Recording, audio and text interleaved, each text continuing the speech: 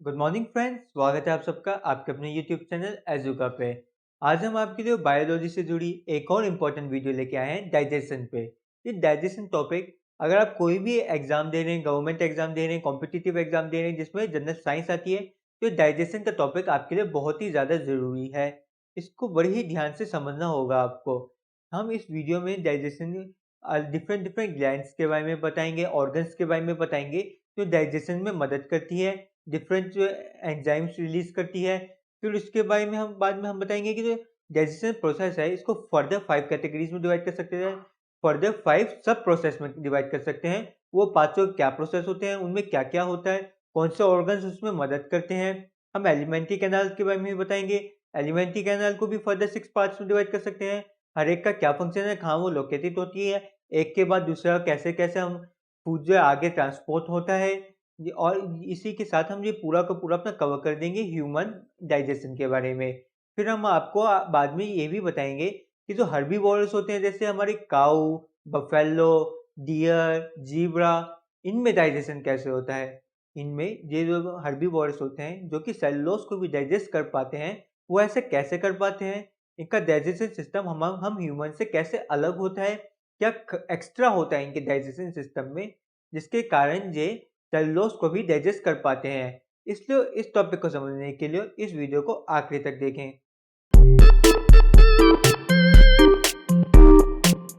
अच्छा, जो digestion process है जो कि हम लोकल लैंग्वेज में इसको डाइजेशन कहते हैं, इसका मतलब क्या होता है? जो हम लोकल लैंग्वेज में इस टॉपिक को समझते हैं, इसका मतलब है कि फूड का अंदर जाना, हमारे मुंह के अंदर जाना और पूरे बॉडी उसको एब्जॉर्ब कर ले सारे न्यूट्रिएंट्स को, और जो वेस्ट मटेरियल है उसको एक्सक्रीट कर दे। हम बेसिकली यही पढ़ने वाले हैं इस वीडियो में। पर इस प्रोसेस को फर्दर 5 कैटेगरीज में डिवाइड किया गया है, जिनमें से सबसे पहले आता है हमारा इंगिशन। पहले इंगिशन आता है, फिर डाइजेशन आता है हमारा, उसके बाद एब्जॉर्प्शन,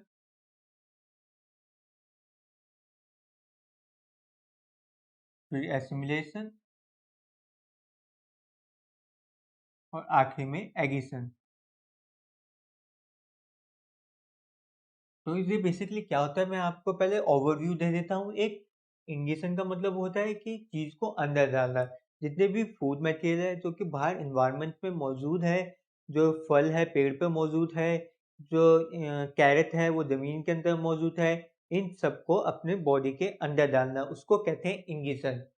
और जो डाइजेशन होता है, वैसे तो हम टॉपिक को डाइजेशन है हमारा, पर डाइजेशन का बेसिकली मतलब सिर्फ उस कॉम्प्लेक्स कंपाउंड को सिंपलेस्ट कंपाउंड में कन्वर्ट करना होता है।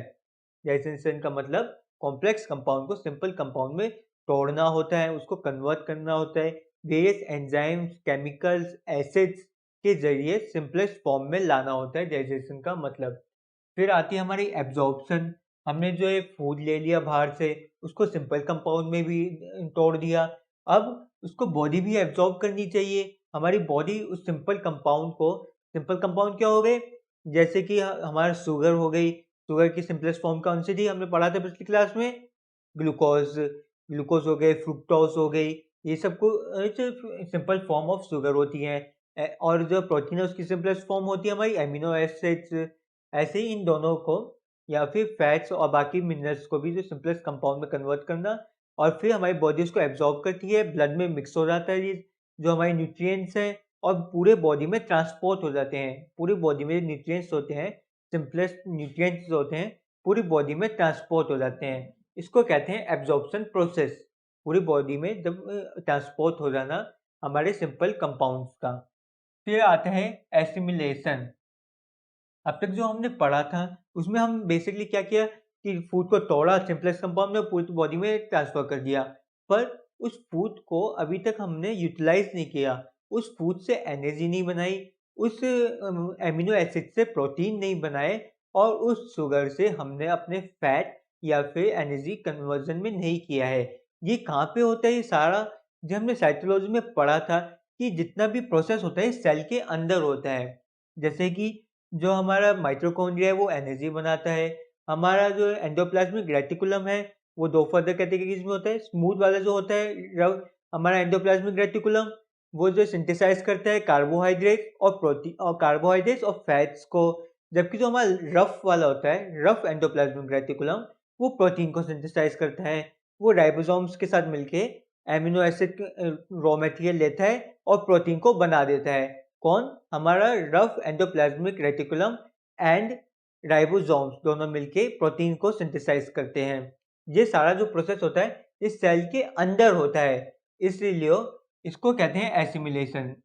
मतलब एब्जॉर्प्शन में जो खून के जरिए सारे बॉडी में पहुंच गया, सभी सेल तक पहुंच गया, पर सेल के अंदर जो प्रोसेस होना है उसको एसिमिलेशन कहते हैं।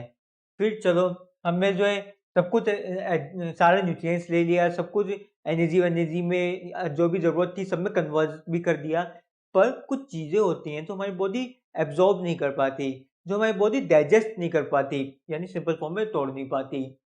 तो उन चीज़ों का क्या होता है, उन चीज़ों को हम एक्सक्रीट कर देते हैं, उसको शरीर से बाहर निकाल फेंकते हैं। इस प्रोसेस को कहते हैं एगिशन।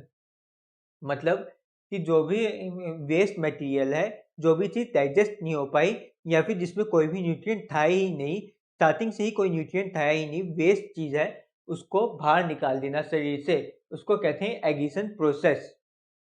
अब ये जो पूरा प्रोसेस होता है, ये हमारे माउथ से ही स्टार्ट हो जाता है। हमारा एक ये जो पूरा प्रोसेस होता है, ये एक एलिमेंट्री कैनाल में होता है। एलिमेंट्री कैनाल ही होती है जो फूड को अंदर हमारे बक्कल कैविटी से स्टार्ट होके एनल पे खत्म होती है हमारी एलिमेंट्री कैनाल।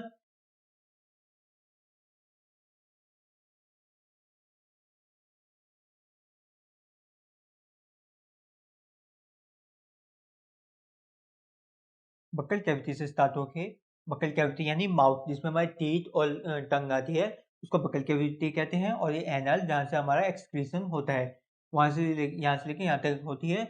और सारा डाइजेशन का, एब्जॉर्प्शन का, एसिमिलेशन, एगिशन, सारा प्रोसेस इसी एलिमेंट्री कैनाल के अंदर होता है।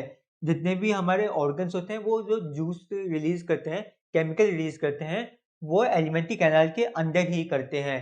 कुछ जो है स्टमक में भी रिलीज करते हैं, तो फिर कुछ केमिकल्स हमारे स्मॉल इंटेस्टाइन में रिलीज होते हैं। पर ये सारी जो स्मॉल इंटेस्टाइन, लॉन्ग इंटेस्टाइन, ये सब कुछ एलिमेंट्री कैनाल का ही पार्ट होती हैं। ये 9 मीटर लॉन्ग होती है।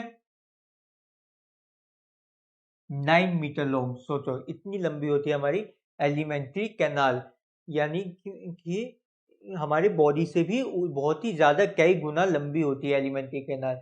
पर ये कॉइल्ड होती है। ये एक सीधी लाइन नहीं होती है, कॉइल्ड होती है, इसलिए ये हमारी बॉडी में फिट आ जाती है।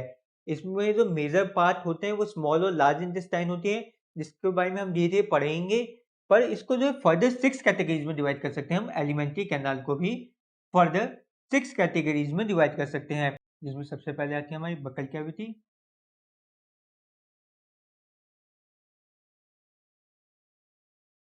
बकल कैविटी, फिर उसके बाद हमारी आती है फूड पाइप या फिर ओइसोफेगस, ईसोफेगस। इसमें ओ साइलेंट होता है, इसलिए उसको बोलते हैं ओइसोफेगस, ईसोफेगस लिखा जाता है ओइसोफेगस, बोला जाता है ईसोफेगस। फिर उसके बाद हमारा स्टोमक आता है, फिर स्मॉल इंटेस्टाइन के बाद फिफ्थ नंबर पे लार्ज इंटेस्टाइन, और आखिरी में हमारा एक्सक्रीशन हो जाता है एनएल के द्वारा। ये छहों के छहों एक ही कंटिन्यूअस कैनाल में होते हैं। तो हमारी एलिमेंट्री कैनाल है 9 मीटर की, उसमें ही ये छहों के छहों प्रोसेस होते हैं, एक के बाद एक। फूड पहले जो बक्कल कैविटी यानी माउथ में आता है, फिर फूड पाइप, फिर stomach, small intestine, large intestine, और आखिर में एनल के जरिए रिलीज हो जाता है। ये पूरा एक कंटिन्यूअस चैनल है, एक कंटिन्यूअस पाइप होता है, जिसके बारे में हम पढ़ेंगे। और जो हमारा इग्निशन प्रोसेस होता है यानी फूड को अंदर लेना, वो बकल कैविटी में होता है। हमारा डाइजेशन जो है बकल कैविटी से स्टार्ट हो जाता है, क्योंकि उसमें एंजाइम्स होते हैं। हमारा डाइजेशन जो प्रोसेस है वो बकल कैविटी में ही स्टार्ट हो जाता है, हमारे माउथ में ही हमारा डाइजेशन का प्रोसेस स्टार्ट हो जाता है। कैसे होता है? क्योंकि हमारे माउथ में जो सलाइवरी ग्लैंड होते हैं, सलाइवरी ग्लैंड जो कि सलाइवा रिलीज करते हैं, सलाइवा रिलीज करते हैं बकल कैविटी में मौजूद सलाइवरी ग्लैंड। ये सलाइवा क्या करता है कि ये जो है स्टार्च को कन्वर्ट कर देता है शुगर की बेसिक फॉर्म में, यानी ग्लूकोज में। स्टार्च को ग्लूकोज में कन्वर्ट करने का काम करता है हमारा सलाइवा, जो कि बकल कैविटी में रिलीज होता है। ये जो स्टार्च, जो हमारे राइस होते हैं, बॉइल्ड राइस हम खाते हैं, हम सबके घरों में खाए जाते हैं चावल, उबले हुए चावल। तो उन चावल का खान उनमें स्टार्च होता है, चावल में बहुत ही ज़्यादा मात्रा में स्टार्च होता है। पर जब हम उसको चबाते हैं तो हमारे सलाइवा के साथ मिलने के कारण वो स्टार्च कन्वर्ट हो जाता है शुगर में, और वो कन्वर्ट होने के बाद जब हम उसको स्वेलो करते हैं तो वो चले जाता है ओएसोफेगस में, यानी फूड पाइप में। हमने उसमें हमने जो है स्टार्च को शुगर में कन्वर्ट कर दिया और फिर ओएसोफेगस में ट्रांसफर कर दिया। हमारे ये जो ओएसोफेगस है नेक से होते हुए चेस्ट में बीचों बीच चलती चली जाती है। इसको कहते हैं फूड पाइप। फिर इसमें जो मूवमेंट होती है, जो फूड है, कि हमने स्वेलो तो कर दिया, पर ये आगे कैसे बढ़ेगा, इसको पुश कौन देगा, इसको आगे तक कौन बढ़ाएगा? ये बढ़ाने का काम होता है वॉल्स का।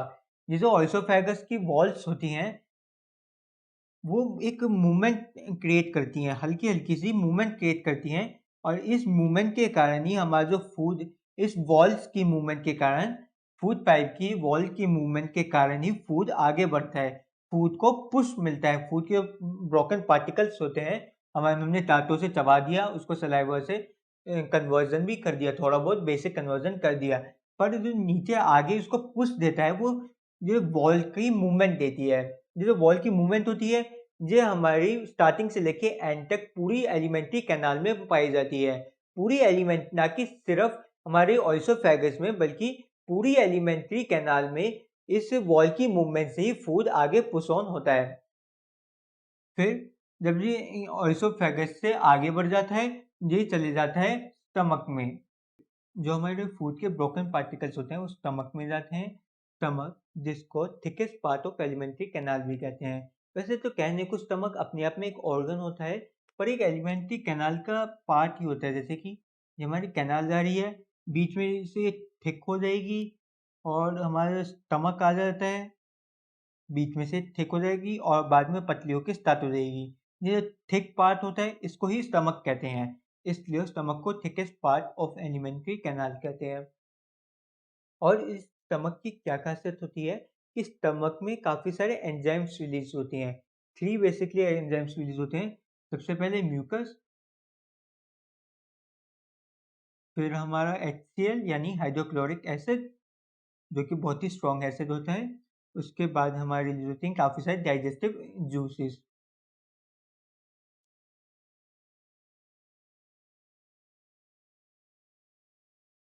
काफ़ी सारे डाइजेस्टिव जूसेस रिलीज होते हैं। जो म्यूकस होता है, स्टमक के आउटर वॉल में होता है। इसका क्या यूज़ होता है? ये स्टमक को बचाता है हाइड्रोक्लोरिक से। और हाइड्रोक्लोरिक क्यों चाहिए होता है? हाइड्रोक्लोरिक चाहिए होता है काफ़ी सारे एंजाइम्स को किल करने में, जो फूड के साथ हमारी बॉडी के अंदर हार्मफुल एंजाइम्स, हार्मफुल बैक्टीरिया या फिर हार्मफुल माइक्रो ऑर्गेनिजम्स आ गए हैं, उनको किल करने का काम करता है HCl। और HCl कहीं जो है स्टमक की वॉल्स को ही ना जला दे, इसलिए म्यूकस भी रिलीज किया जाता है, जो कि एक प्रोटेक्टिव लेयर बना देता है स्टमक वॉल्स के चारों तरफ। कई बार म्यूकस की कमी के कारण जो HCl अपनी स्टमक को ही जला देता है। HCl इतना खतरनाक होता है कि स्टमक की वॉल्स को जला देता है, और जो है काफ़ी ज़्यादा प्रॉब्लम हो जाती है, इंडाइजेशन हो जाता है, गैस बननी शुरू हो जाती है, अलग अलग बीमारियां हो जाती हैं स्टमक वॉल की जलने के कारण, HCl से जलने के कारण।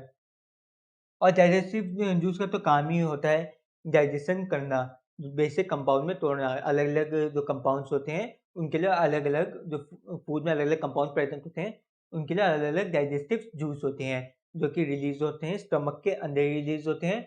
और स्टमक से मेन पार्ट होता है जहाँ से हमारा डाइजेशन सिस्टम, हमारा सेकंड जो प्रोसेस है वो स्टार्ट हो जाता है। एगी वैसे डाइजेशन जो स्टार्ट होता है वो तो बकल में ही होता है, बकल कैविटी में ही स्टार्ट हो जाता है, पर मेजरली जो केमिकल रिलीज होते हैं बड़ी अच्छी जोर शोरों से जो स्टार्ट होता है डाइजेशन प्रोसेस, वो स्टमक में होता है।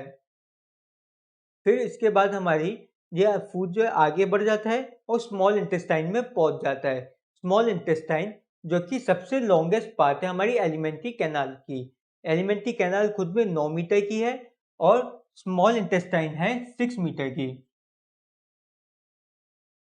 समझ रहे हो आप? स्मॉल इंटेस्टाइन 6 मीटर की है।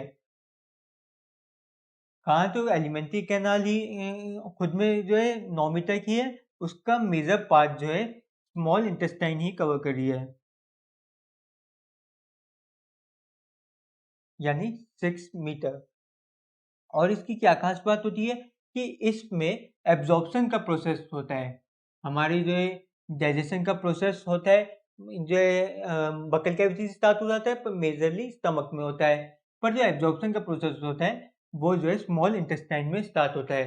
स्मॉल इंटेस्टाइन बहुत ही ज़्यादा कॉइल्ड होती है, मतलब एकदम ही जिगजैग जिगजैग जिगजैग जिगजैग वे में होती है, ताकि वो फिट हो सके हमारे छोटे से एरिया में। जी, इतने छोटे से एरिया में इतनी बड़ी जो है पाइप को फिट करना है तो उसको जिगजैग करके फिट करना पड़ता है। और इसको स्मॉल क्यों कहते हैं? जब ये लार्ज इंटेस्टाइन से बड़ी है तो इसको स्मॉल क्यों बोला जाता है? क्योंकि ये कम एरिया कवर कर रही है। ये इसका मास जो होता है वो कम होता है, ये कम जगह घेर रही होती है। इसलिए जब साइंटिस्ट ने पहली बार पेट को चीरा था, उसमें से इंटेस्टाइन निकाली थी, तो देखा था, लुक किया था, तो उन्हें देखा कि कम एरिया कवर कर रही है स्मॉल इंटेस्टाइन।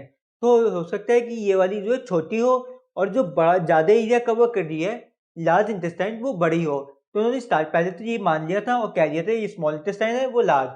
पर बाद में जब दोनों को निकाला गया, पेट से बाहर निकाला गया और उनका नाप किया गया, उनको उनकी लेंथ को नापा गया, तो पाया गया कि जो स्मॉल इंटेस्टाइन है वो कई गुना बड़ी है हमारी लार्ज इंटेस्टाइन से। पर बाद में नाम चेंज करने का किसी ने सोचा नहीं, क्योंकि नाम चला आ रहा है, कोई फर्क नहीं पड़ता कि नाम कुछ भी हो। अच्छा, और स्मॉल इंटेस्टाइन में काफ़ी सारे एंजाइम्स रिलीज होते हैं। एक तो इसकी खुद की जो वॉल होती है स्मॉल इंटेस्टाइन की, वो खुद में ही कुछ एंजाइम्स रिलीज करती है। पर बाकी कई से ग्लैंड्स भी होते हैं, जैसे हमारे लिवर और पैनक्रियाज, वो भी अपने एंजाइम स्मॉल इंटेस्टाइन के अंदर ही सेक्रीट करते हैं। हमारा लिवर और पैनक्रियाज, ये पैनक्रियाज आपको फोटो में दिख गया होगा, आप ध्यान से देखें। ये पैनक्रियाज भी ये एलिमेंट्री कैनाल का पार्ट नहीं होता, ना ही लिवर एलिमेंट्री कैनाल का पार्ट होता है। पर ये digestive enzymes, digestive juice chemicals release करते हैं, इसीलिए ये स्मॉल इंटेस्टाइन के अंदर भेज देते हैं। स्मॉल इंटेस्टाइन के अंदर डायरेक्टली अपने जो एंजाइम्स होते हैं वो रिलीज कर देते हैं। और जैसे कि जो लिवर होता है वो बाइल जूस रिलीज करता है। लिवर के बारे में बहुत सारे क्वेश्चन आते हैं एग्जाम में। लिवर बाइल जूस रिलीज करता है, और जो लिवर होता है ये सबसे बड़ा होता है, सबसे बड़ा ग्लैंड माना जाता है हमारी पूरी बॉडी में। सबसे बड़ा ग्लैंड, सबसे बड़ा ऑर्गन नहीं होता है लिवर। सबसे बड़ा जो ऑर्गन होता है वो स्किन होती है। स्किन को भी ऑर्गन की ही श्रेणी में रखा गया है, स्किन को ही ऑर्गन माना गया है, और वो सबसे बड़ी ऑर्गन मानी गई है स्किन को। जो दूसरे नंबर पे सबसे बड़ा ऑर्गन होता है वो लिवर होता है, पर लिवर सबसे बड़ा ग्लैंड होता है। अगर एग्जाम में पूछा जाए what is the biggest gland of our body, तो उसका आंसर होगा लिवर। ये एग्जाम में कई बार क्वेश्चन पूछ लिया गया है, इसमें कंफ्यूज मत हो जाना। मैंने आपको एक एक्स्ट्रा चीज बताई है कि सबसे बड़ा ऑर्गन जो हमारी स्किन है, पर सबसे बड़ा ग्लैंड और सेकंड नंबर पे सबसे बड़ा ऑर्गन लिवर ही होता है। और ये जो बाइल जूस रिलीज करता है लिवर, ये एक गॉल ब्लैडर नाम के एक सैक में जो है स्टोर हो जाता है। गॉल ब्लैडर नाम का एक सैक होता है, या फिर एक हमारा ऑर्गन्स होता है जिसके अंदर ये बाइल जूस स्टोर होता है। क्योंकि इस बाइल जूस की जरूरत ही सिर्फ जब ही होती है जब हमारे जो है फूड आए। जब हमारे स्मॉल इंटेस्टाइन तक फूड आएगा ही नहीं, जब तक हमें जो है बाइल जूस की जरूरत नहीं होती। पर जब जैसे ही आ जाएगा तो बहुत सारे बाइल जूस की ज़रूरत हो जाती है। इतना बाइल जूस जो है हमारा लिवर एक साथ बना नहीं पाता है, इसलिए ये पहले ही बनाता रहता है, धीरे-धीरे पूरे दिन में बनाता रहता है और उसको गॉल ब्लैडर में स्टोर करके रख देता है। फिर हमारा पैनक्रियाज भी कुछ एंजाइम्स रिलीज़ करते हैं, जो कि स्मॉल इंटेस्टाइन में ही रिलीज़ होते हैं। और स्मॉल इंटेस्टाइन में जो एब्ज़ॉर्प्शन का प्रोसेस होता है, उसको फैसिलिटेट करने के लिए इसकी वॉल्स में फिंगर लाइक आउटग्रोन स्ट्रक्चर्स होते हैं। इनको कहते हैं विली।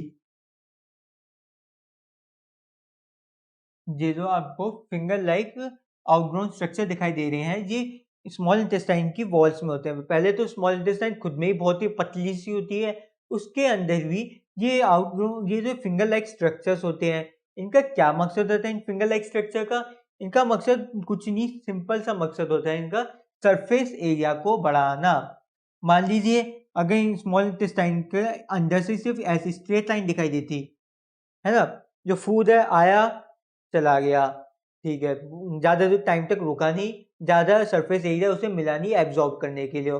दूसरी तरफ फूड, यहाँ पे ये फिंगर लाइक स्ट्रक्चर आ गए, फूड आया, नीचे गया, ऊपर गया, नीचे गया, ऊपर गया, नीचे गया, ऊपर गया, फिर आगे बढ़ा, यानी बहुत ज़्यादा टाइम मिल गया, बहुत ज़्यादा सरफेस एरिया मिल गया फूड को एब्जॉर्ब करने में। इसीलिए स्मॉल इंटेस्टाइन के अंदर ही फूड एब्जॉर्ब होता है और हमारे ब्लड में जो न्यूट्रिएंट्स हैं वो मिल जाते हैं और पूरे बॉडी में फैल जाते हैं स्मॉल इंटेस्टाइन के अंदर ही। स्मॉल इंटेस्टाइन के बाद जो फूड होते हैं, जो बचा हुआ फूड पार्टिकल्स होते हैं, वो लार्ज इंटेस्टाइन में चले जाते हैं। और ये लार्ज इंटेस्टाइन होती है, ये कहने के लिए लार्ज होती है, वैसे होती बहुत ही ज़्यादा स्मॉल होती है। हमारी जो स्मॉल इंटेस्टाइन होती है वो 6 मीटर की थी, जबकि लार्ज इंटेस्टाइन सिर्फ 1.5 मीटर की होती है। पर ये लार्ज इंटेस्टाइन बहुत ही ज़्यादा चौड़ी होती है, स्मॉल इंटेस्टाइन के मुकाबले ज़्यादा चौड़ी होती है और ज़्यादा स्पेस कवर कर रही होती है। और ये चारों तरफ होती है हमारी स्मॉल इंटेस्टाइन की, चारों तरफ होती है हमारी लार्ज इंटेस्टाइन। और इसकी जो क्या खासियत है, ये क्या काम करती है लार्ज इंटेस्टाइन, ये जो है वाटर एंड सॉल्ट्स को एब्जॉर्ब करती है अनडाइजेस्टेड फूड से। मैं फिर से बोलता हूँ, ये वाटर एंड सॉल्ट्स को एब्जॉर्ब करती है अनडाइजेस्टेड फूड से। इसका मतलब हुआ कि जो भी हमारा फूड डाइजेस्ट नहीं हो पाया, जिसको स्टोमक या फिर स्मॉल इंटेस्टाइन डाइजेस्ट करने में असफल हो गया, बेसिकली जो मेनली ऐसे कैटेगरीज में आते हैं हमारे ग्लूकोज, ग्लूकोज नहीं, हमारा सेल्यूलोज, क्योंकि सेल्यूलोज को ह्यूमन बॉडी डाइजेस्ट नहीं कर पाती है। तो वो जो उस फूड में से भी पानी को निचोड़ना, यानी बड़ी कंजूसी से काम करना, जो कुछ भी एक्स्ट्रा कुछ भी काम का सामान बाहर निकल ना जाए, जो भी है अनवेस्ट मटेरियल है, उसमें से भी पानी को और अलग अलग सॉल्ट्स को, अलग अलग एलिमेंट्स के सॉल्ट्स को निचोड़ने का काम करती है हमारी लार्ज इंटेस्टाइन। ये निचोड़ने के बाद आगे भेज देती है एनल में, और एनल जो है वक्त की वक्त जो है उसको एक्सक्रीट करता रहता है। हम वक्त की वक्त वॉशरूम जाते रहते हैं और इस एनल के प्रोसेस को, जो एक्सक्रीजन का प्रोसेस होता है, उसको एगिशन कहते हैं। जो एनल के जरिए जो वेस्ट मटेरियल बाहर निकलता है उसको एगिशन कहते हैं। अच्छा, और एक दो बार ये भी पूछा जाता है कि अपेंडिक्स कहाँ होता है। इस सभी प्रोसेस में हमारा अपेंडिक्स कहाँ होता है? तो ये अपेंडिक्स होता है वो लार्ज इंटेस्टाइन के एक एंड पे होता है। एक एंड पे तो हमारी एनल होती है, दूसरे एंड पे हमारी जो है स्मॉल इंटेस्टाइन जो लार्ज इंटेस्टाइन के साथ मिल रही है, और उस मिलने में ही वो जो जंक्शन होता है स्मॉल इंटेस्टाइन और लार्ज इंटेस्टाइन में, उसकी ही अलग से निकली होती है हमारी अपेंडिक्स नाम का एक ऑर्गन, जिसको बोलते हैं कि मैं अपेंडिक्स का ऑपरेशन करवाने जा रहा हूँ, मेरे अपेंडिक्स में प्रॉब्लम आ गई है। वो इसी अपेंडिक्स की बात कर रहे होते हैं। ये जो अपेंडिक्स होती है, पूछा जाए तो इसका एग्जाम में इसकी लोकेशन पूछी जाए तो ये लार्ज इंटेस्टाइन के एंड पे होती है। इसको एंड कह लो या फिर स्टार्टिंग कह लो लार्ज इंटेस्टाइन की। और अपेंडिक्स का काम क्या होता है? इसका लिटरली कुछ भी काम नहीं होता है। हमारी बॉडी में अपेंडिक्स का कुछ भी काम होता ही नहीं है। अपेंडिक्स एक वेस्ट ऑर्गन है, जो कि हमारे पूर्वजों में, हमसे पहले जो एंसिस्टर थे, ह्यूमन के जो होमो सेपियंस के जो एंसिस्टर थे, यानी बंदर, एप्स, उनमें हो सकता है ये अपेंडिक्स का कोई रोल हो, अपेंडिक्स उस समय बड़ी भी हो, कुछ काम भी करती हो। पर और इसी के कारण ये भी माना जाता है कि हमारे एंसेस्टर थे, वो सेलुलोज को डाइजेस्ट कर पाते थे, क्योंकि ऐसा लगता है साइंटिस्ट को कि अपेंडिक्स है ये सेलुलोज डाइजेस्ट करने में मदद कर सकती है, अगर ये प्रॉपरली फंक्शनिंग ऑर्गन होता हमारी बॉडी का। पर ये प्रॉपरली फंक्शनिंग ऑर्गन नहीं है। अब ये अपेंडिक्स सिर्फ नुकसान ही देती है। कई बार क्या होता है, जब स्मॉल इंटेस्टाइन से लार्ज इंटेस्टाइन में फूड ट्रांसफर हो रहा होता है, तो कुछ फूड पार्टिकल्स हमारे अपेंडिक्स के अंदर जाके फंस जाते हैं। कुछ फूड पार्टिकल ट्रांसफर प्रोसेस में अपेंडिक्स में जाके फंस जाते हैं, और लंबे समय तक जब वो फंसे रहते हैं, बाहर नहीं निकलते हैं, तो वो सड़ने शुरू हो जाते हैं, उनका डिकम्पोजिशन स्टार्ट हो जाता है।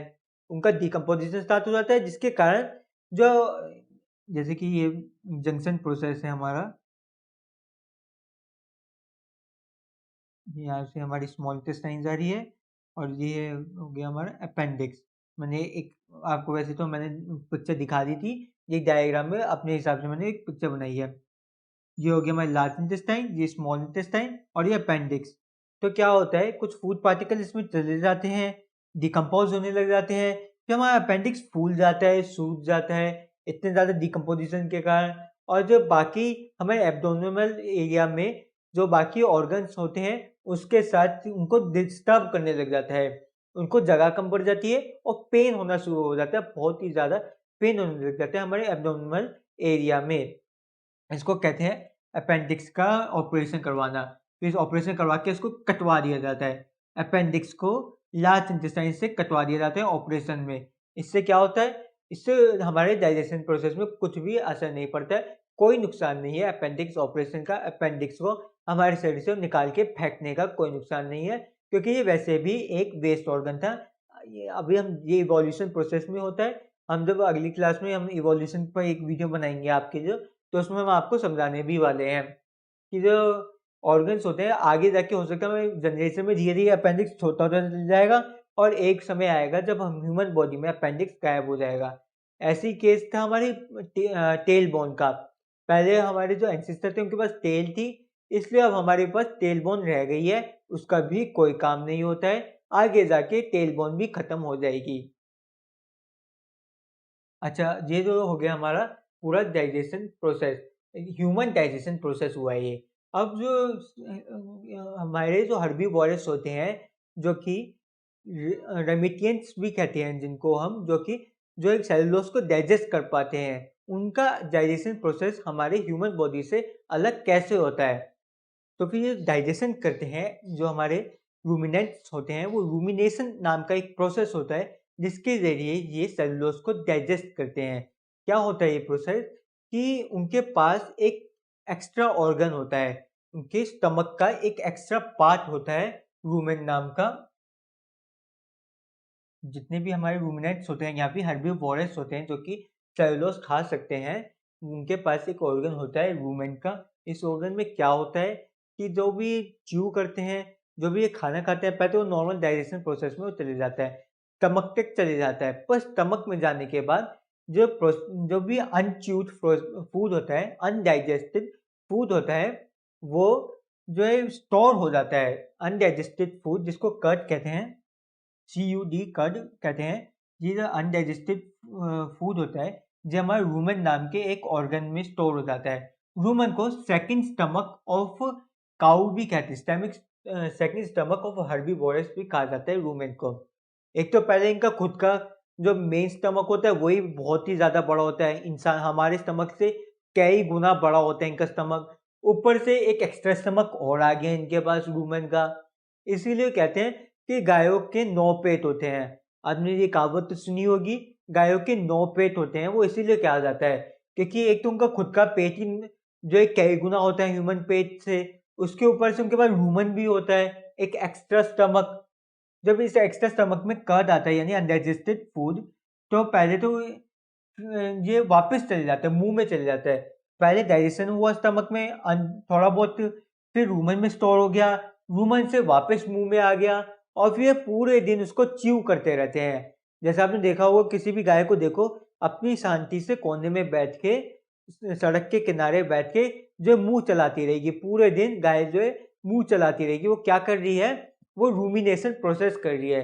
रूमिनेशन प्रोसेस में जो कर्ड होती है, वो वापस मुँह में आ जाती है, पेट से वापस मुँह में आ जाती है और वो उसको च्यू करती रहती है, उसको और ज़्यादा पतला और ज़्यादा ब्रेकिंग करती रहती है। पूरे दिन उसको चबाती रहती है, इस प्रोसेस को रूमिनेशन कहते हैं। चबाने के बाद वो जब वापस अंदर लेती है अपने पेट के अंदर, जब जाके वो प्रॉपर्ली सेलुलोज डाइजेस्ट हो सकता है। जो सेलुलोज होता है हमारा, वो एक पॉलीसैकेराइड कार्बोहाइड्रेट का कंपाउंड होता है। पॉलीसैकेराइड कार्बोहाइड्रेट कंपाउंड होता है। हमने आपको पहले भी अपनी वीडियो में समझाया था पॉलीसैकेराइड्स क्या होते हैं। जब पॉलीसैकेराइड्स को इलेक्ट्रोलाइसिस किया जाता है, तो उसमें 10 से ज़्यादा मोनोसैकेराइड के मॉलिक्यूल्स निकल के आते हैं, उन मॉलिक्यूल्स को कहते हैं पॉलीसैकेराइड्स, जिनको इलेक्ट्रोलाइसिस करने पे 10 से ज़्यादा मोनोसैकेराइड्स आए, 10 से ज़्यादा ग्लूकोज के मॉलिक्यूल्स आए। इसलिए सेलुलोज को बहुत ही ज़्यादा सबसे ज़्यादा रिच कार्बोहाइड्रेट्स का सोर्स माना गया है। पर इसको जो डिसॉल्व करना, इसको ब्रेक डाउन करना हर किसी के बस की बात नहीं है। ये सिर्फ एक रूमिनेशन प्रोसेस के ज़रिए ही हो सकता है। पूरे दिन मुँह चलाना पड़ेगा इसके लिए आपको, अगर आपको सेलुलोज करना है डाइजेस्ट तो। इसलिए कई बार आपने सुना होगा कि जिनमें जो लोग होते हैं, आपके पेरेंट्स भी आपको बोलते होंगे कि जो है खाने को अच्छे से चबा के खाओ, खाने को जल्दी-जल्दी सटको मत, अच्छे से चबा के खाओ। वो इसलिए ही कहते हैं क्योंकि जितना ज़्यादा आप अच्छे से चबाओगे, उतना ज़्यादा अच्छे से आपका डाइजेशन प्रोसेस हो पाएगा। यही राज है काऊ की सेलुलोज डाइजेस्ट करने का। ये सीक्रेट है काऊ का सेलुलोज डाइजेस्ट करने का कि वो पूरे दिन चबाती रहती है घास को। अब हम आपको अमीबा के डाइजेशन प्रोसेस के बारे में बताने वाले हैं।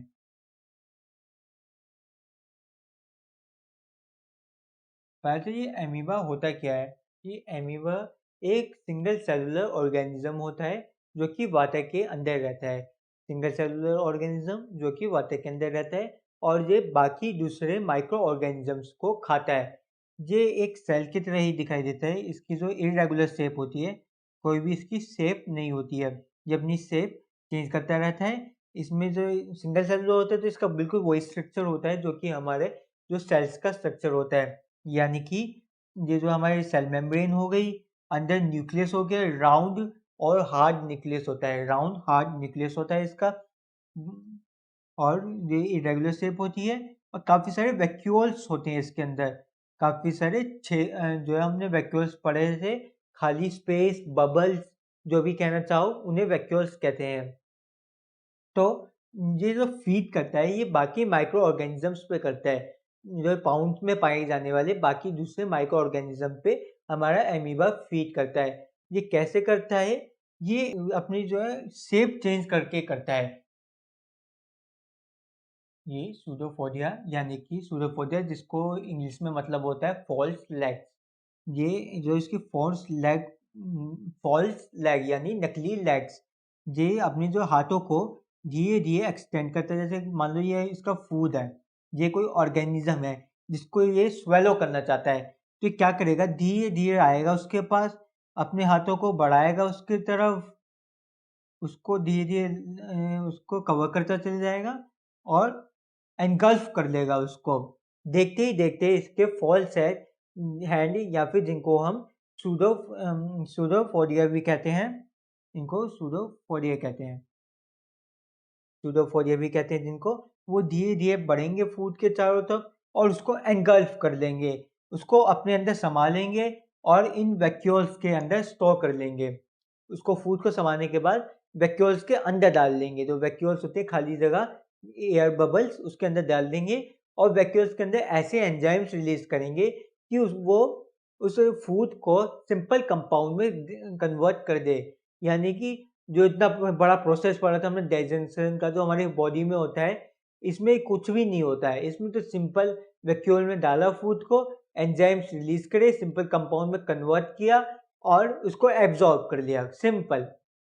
कहाँ तो हमारे ह्यूमन बॉडी में इतने सारे प्रोसेस करने पड़ते थे, एमीबा को कुछ नहीं करना होता है, उसका बस जो टेक्नीक होती है उसकी, वो ये सूडोपोडिया के ज़रिए होती है। अपनी जो है, जो सेल मेम्ब्रेन को हाथ बना के यूज़ करना, अपनी शेप चेंज करके अपने प्रे को एनगल्फ कर लेना, यही इसकी टेक्नीक है, इसका राज है कामयाबी का। अमीबा को काफ़ी ज़्यादा कामयाब ऑर्गेनिज़्म माना जाता है।